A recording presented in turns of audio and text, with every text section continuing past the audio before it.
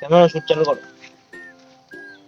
তো সকল দর্শক বন্ধুরা দেখতে পাচ্ছেন আমি আজও চলে এসেছি জনকল্যাণে। আর আজকে আমরা আবার পৌঁছে যাব এক গ্রাম বাংলার এক বাড়িতে, কারণ জনকল্যাণই আমার ধর্ম, পেশা, কর্ম। আর আমি মরার পরেও জনকল্যাণ করে যাব। তো বেশি কথা না বাড়িয়ে আমি গ্রাম বাংলার এক বাড়িতে পৌঁছে যাব, কারণ আপনারা ভুলে যাচ্ছেন জনকল্যাণই আমার জীবন। তো বেশি কথা না বাড়িয়ে জনকল্যাণের দিকে এগোনো যাক।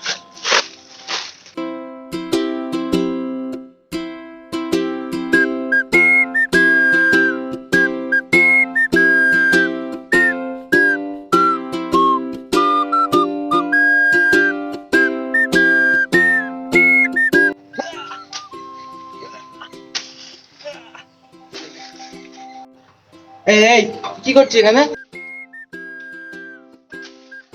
মাটি খুঁড়ছিস কেন আমার? হ্যাঁ, এই এই তোকে বললাম না বেরোতে এখান থেকে। এক্ষুনি পুলিশ ডাকবো, বেরো তাড়াতাড়ি এখান থেকে।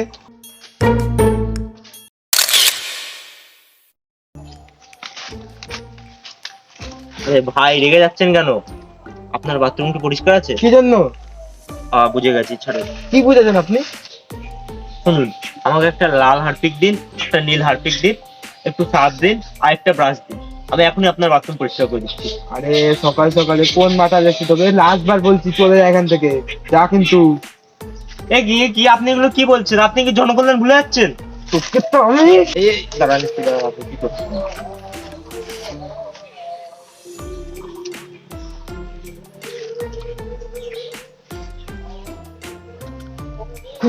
আরে আরে ছি ছি, কি করছেন? এই মহান ব্যক্তি আমাদের গরিব মানুষের পাশে দাঁড়িয়েছে, ভগবানের মতো সাহায্য করে এসেছে। গ্রামীণ বিমানবন্দর, গ্রামীণ 9G টাওয়ার এবং নিয়মিত পিৎজা বার্গার মদ আমাদের মতো গরিব মানুষের হাতে তুলে দিয়েছে। সবার বাড়ির ছাদে হেলিপ্যাড তৈরি করেছে এবং হেলিকপ্টার রেখে অনেক উন্নতি ঘটিয়েছে। আমরা আবার এই ভগবানকে আমাদের সিংহাসন দেখতে চাই। হ্যাঁ, না, জনগণ যখন বলেছে এয়ারপোর্ট লাগবে, তখন গ্রাম বাংলায় এয়ারপোর্ট তৈরি হবে। আর সকলের বাড়ির খাটের তলার থেকে পিচের রাস্তা আমার চাই।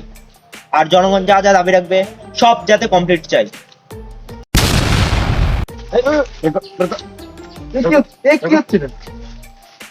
মোবাইল চার্জার চিহ্নে যাতে ভোট করে যায় 34শে এপ্রিল।